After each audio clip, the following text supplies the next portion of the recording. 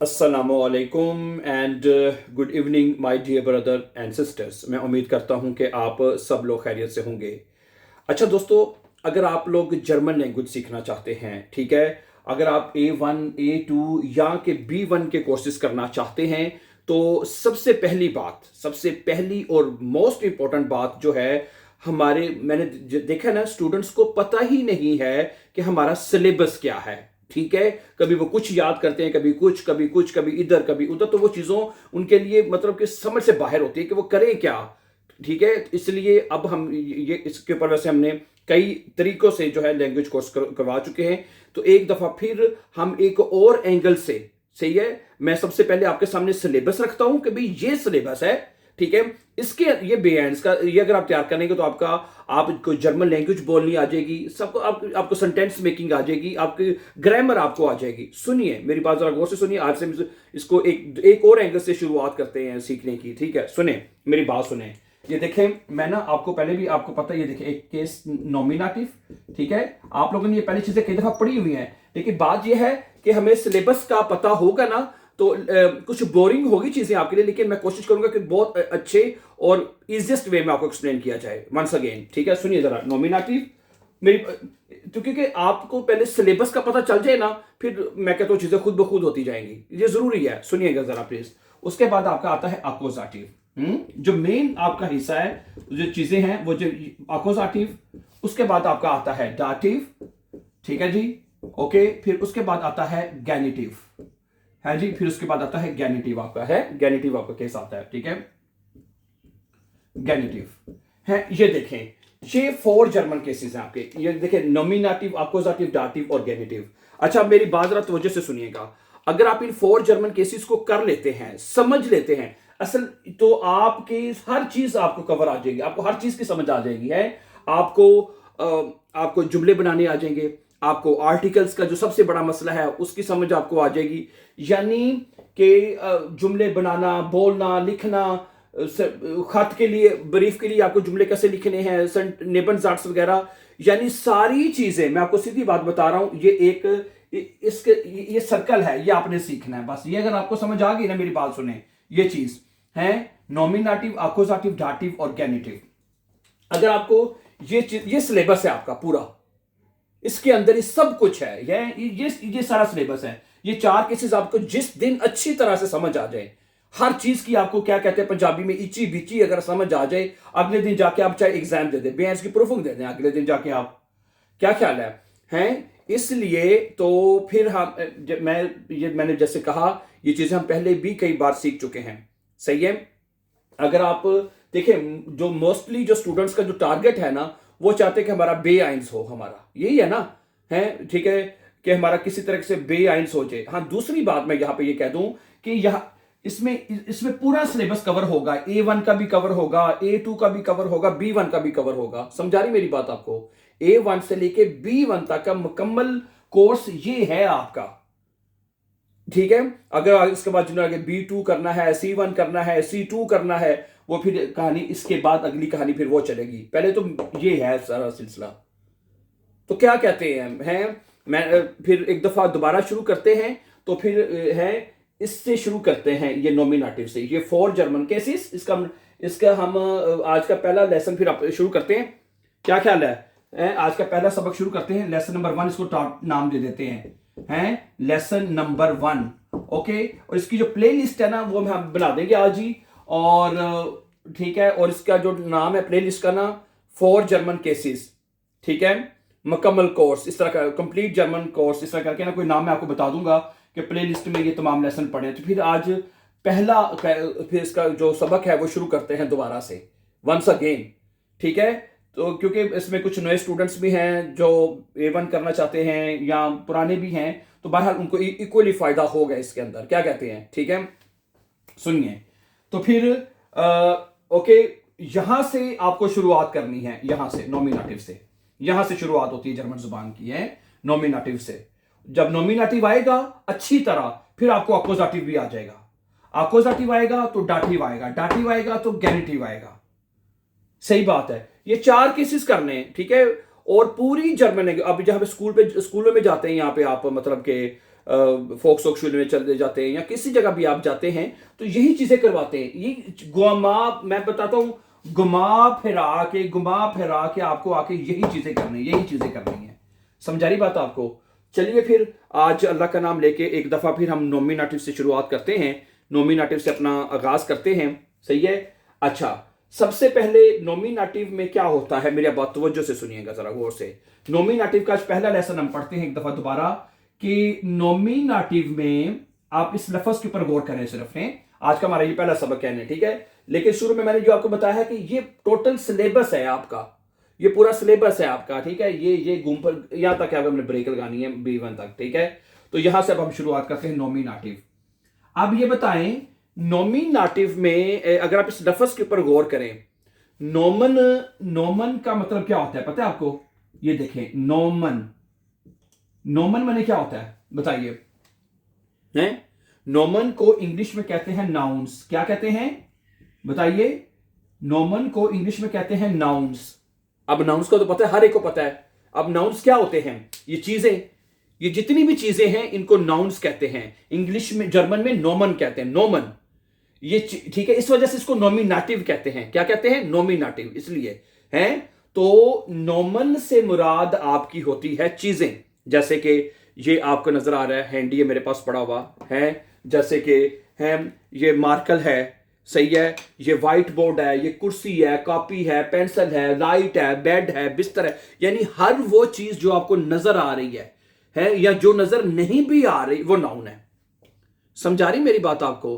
तो पहली बात तो आप अच्छी तरह से अंडरस्टैंड कर लीजिए कि नाउन्स जो होते हैं वो नोमन होते हैं, ठीक है? ओके। और नॉमिनेटिव में नाउन्स के बारे में सिर्फ पढ़ा जाता है, ओके? इसी वजह से इसको नॉमिनेटिव कहते हैं। अगर आप इस लफ्ज के ऊपर ही गौर कर लें ना, जो पहले यहां से शुरुआत जो होती है, अगर आप इस लफ्ज के ऊपर ही गौर कर लें तो आपको नॉमिनेटिव की समझ आ जाएगी। समझा रही मेरी बात आपके नहीं? नोमन का मतलब होता है चीजें, हर ये चीज, ये कॉपी है, पेंसिल है। मसलन मैं आपको बताता हूं, जैसे मोबाइल है, मोबाइल को जर्मन जुबान में क्या कहते हैं? हैंडी कहते हैं। क्या कहते हैं? हैंडी। अब ये नोमन है, हैंडी जो है वो नोमन है। समझा रही मेरी बात आपको? अच्छा, उसके बाद आपका क्या आता है? ऑटो, गाड़ी हो गई है, ठिश यानी मेज हो गया, ठीक है? ये सारे नोमन है, ओके? ये सारे नोमन। दोस्त, मन हो गया, ये सारे नोमन है। समझा रही मेरी बात आपको? है और स्टूल है, कुर्सी। तो पहली बात आप ये सुन लें, जो ये चीजें जो होती हैं, कोई भी चीज है, मैंने आपको बताया है, जो आपको नजर आ रही है, सड़क है, गाड़ी है, दरख्त है, आसमान है, जमीन है, दीवार है। समझा रही बात आपको? ये कोट है, आपका नाक, कान, आंख, एवरीथिंग इज नाउन। मतलब कि मैंने वो बताया ना कि हर वो चीज जो आपको नजर आ रही है वो नाउन होती है।